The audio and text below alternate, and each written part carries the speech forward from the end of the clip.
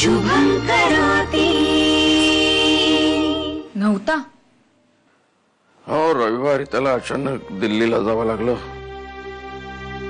तो गेला तेव्हा अरुण आणि वृषाली घरी नव्हते. आणि पण मला एक कळत नाही, मुळात कुणाला न सांगता सवरता हा विवेक जातोच कसा? आता कसे मिळणार पेपर्स? तरी मी याला सांगत होतो, पेपर्स वेळेवर आणून दे, वेळेच्या आधी आणून दे. पण नाही, सांगितलेलं पहिल्या फटक्यात ऐकेल तर तो विवेक कसला. बाबा कशाला चिडता एवढे? अहो इतकं काही झालं नाहीये. काका उद्या येणारच आहे ना, मिळतील उद्या पेपर्स. पण समजा उद्या विवेक काका आलेच नाही तर? आलं ना विवेक काका वेळेवर? मिळाले ना पेपर्स? झाला की नाही इंटरव्ह्यू? इंटरव्ह्यू तर झाला. माझा व्हिसा रिजेक्ट झालाय. घराचे पेपर्स नव्हते म्हणून?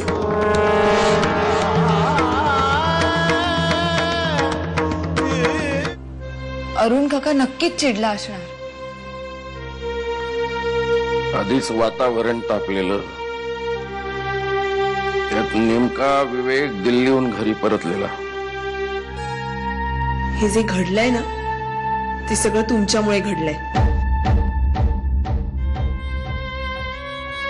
तुमच्यामुळे माझ्या गिरीशची सोन्यासारखी संधी गेलीये.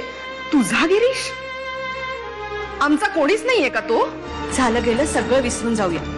अगं माणसाच्या हातून चूक होते कधी कधी. हो, माझ्या हातून चूक झाली आहे, खूप मोठी चूक झाली आहे. पण वहिनी, मी हे मुद्दामून केलेलं नाहीये. अरे असं कसं करेन मी? कारण गिरीश तुमचा पुतण्या आहे, मुलगा नाही. विवेक, घराचे पेपर्स वेळेवर दे, वेळेच्या आधी दे, असं मी तुझ्या कानी कपाळी ओरडून सांगत होतो ना. सांगत होतो की नाही? अरे तरीही इतक्या निष्काळजीपणाने कसा काय वागलास तू? बाबा पुरेसा हा विषय, प्लीज.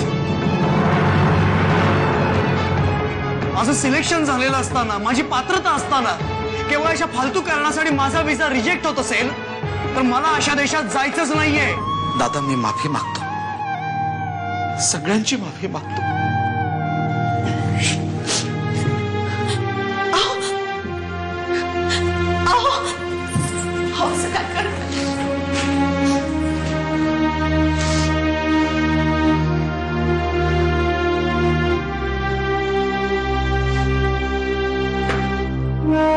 गिरीश, अरे तू तरी विश्वास ठेव माझ्यावर. मी हे मुद्दामून केलेलं नाहीये. आणि एक संधी गेली म्हणून एवढा हताश काय होतोस? मला थोडा वेळ दे, थोडा. मी अशी तुला 10 संधी मिळवून देईन. हातची संधी स्वतःच्या कर्मानं घालवली आणि आता 10 संध्या द्यायचं म्हणतायत. प्राची,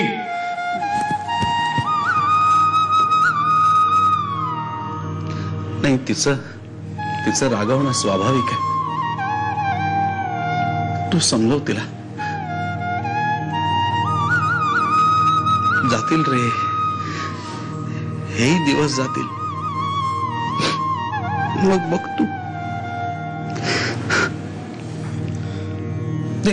तू समजव तिला.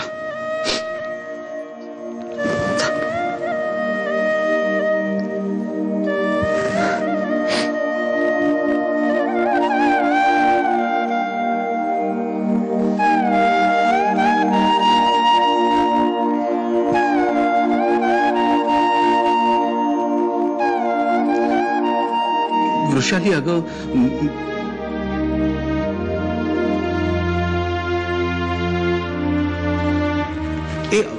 ऐक वृषाली, ऐक ना.